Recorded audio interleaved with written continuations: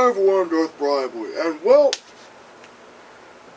this is a movie that I have seen so many times. This is a movie that I think is up to so many interpretations that it's ridiculous. This is a movie whose characters are so nuanced, whose actions are so interesting to watch. Even though I've seen this movie 6 fucking times, I can't help but be fascinated by every character's action in this movie. The sleeper hit of 2015, Ex Machina. This movie is the modern day Blade Runner. This movie is so fucking amazing that this is a review that I have been almost dreading for over a year now. And you may wonder why I'm dreading making this video if it's to a film I absolutely love to death. Well, quite simply, I'm afraid my review can't do it justice. But I'm going to try to give you the basic plot summary. Essentially, the movie starts out with the main character, Caleb Smith, who's a computer programmer at this company called Blue Book. He wins a contest from his boss, Nathan. And the great thing about our introduction to Caleb is that it's in a silenced room.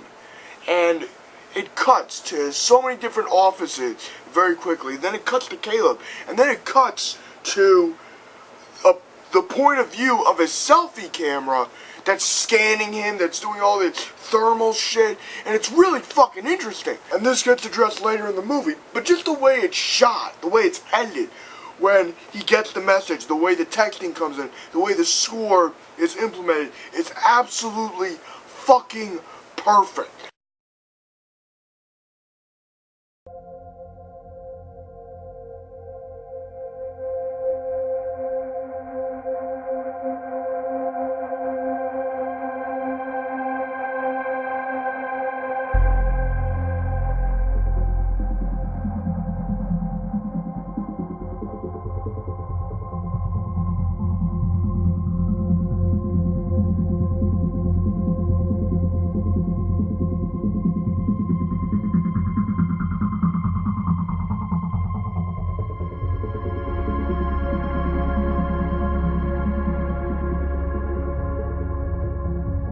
Then it cuts to Caleb being on a helicopter. Caleb says to the pilot, "How long until we get to his estate?" We've been flying over his estate for the past 2 hours.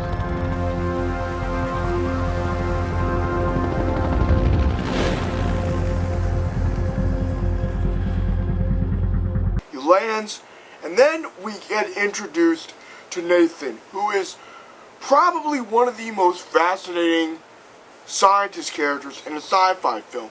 The guy is just fucking insane. He's eccentric as shit. He's like a cross between Steve Jobs meets Dr. Frankenstein meets some nut. I mean, the opening shot is of him punching a punching bag, waiting for Caleb. And Caleb's like, what the hell? And then Nathan seems like a cool guy, like a party guy, a real chill dude to hang out with. And then, of course, he gets a non-disclosure agreement from Nathan, and he's like, what the fuck is this non-disclosure agreement? And then Nathan tells him that if he backs out of this non-disclosure agreement, that he is going to miss out on the experience of a lifetime, interacting with an artificial intelligence, testing an AI to see if he has crossed the line between man and machine. And this line of dialogue from the movie says it best. Because if that test is passed, you are dead center of the greatest scientific event in the history of man. If you've created a conscious machine, it's not the history of man. That's the history of gods. And that's all the plot I'm going to give you. Why? Because, quite frankly, I don't feel like spoiling this film. I know it's on home video. I know you can get it on Blu-ray and DVD and download. But I just love this movie so much. I feel that if I go into a further plot synopsis, that I will be ruining such an amazing film for you guys. Look, when I saw this movie for the first time, I was blown the fuck away by it. I was blown away by the excellent cinematography, the brilliant, and I mean absolutely brilliant fucking lighting in this movie. I mean, the lighting in this movie is so beautiful. Not to mention, the editing is so perfect. And, of course, the visual effects of the main robot, Ava, played brilliantly by Alicia Vikander, is just one of the best robot performances I've ever seen in my life. There's just so much nuance to Ava as a character, and ironically enough, I got these two movies on the same damn shelf.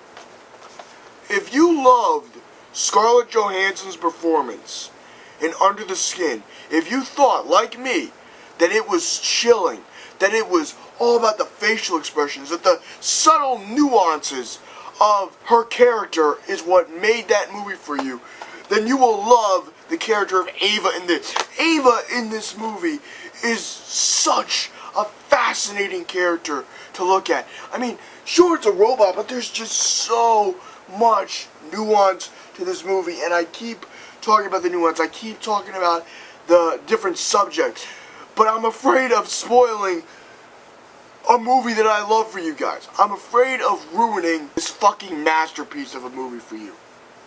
Okay?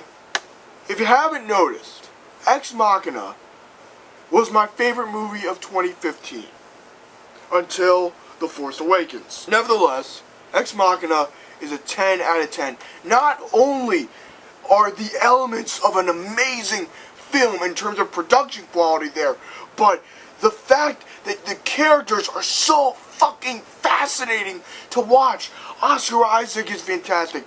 Donald Gleason is fantastic. Alicia Vikander is fucking amazing as Ava in this movie.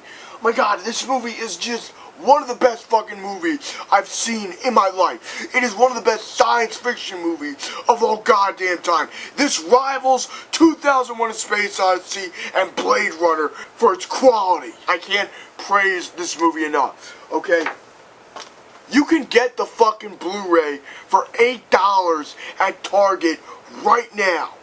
Right the fuck now. You can probably get it for the same price, if not lower, at Best Buy. So come on! Pick this fucking movie up. It's worth owning. You'll love it. I loved it. If you love great sci-fi, you will love this fucking movie. And I think that's where I'm going to end this video in all honesty. Live long and prosper and have a nice day.